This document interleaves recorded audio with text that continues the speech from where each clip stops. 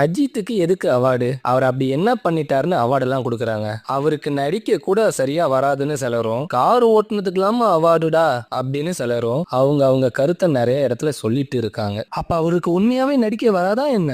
இப்ப இருக்க 2K கிட்ஸ்க்கு வேணா தெரியாம இருக்கலாம். கண்டு கொண்டேன் கிளைமேக்ஸ் சரி, முகவரியா இருக்கட்டும், நடிப்பு பிரிச்சு மேஞ்சிருப்பாரு. அந்த மாதிரி நடிப்பெல்லாம் அவர் அப்பவே பண்ணிட்டாரு. இப்ப கார் ஓட்டினா பத்மபூஷன் கொடுத்துருவாங்களா?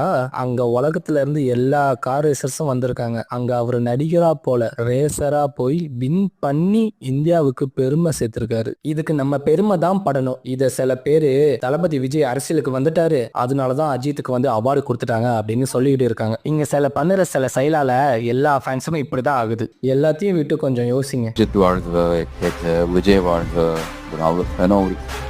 நீங்க எப்போ வாழ போறீங்க?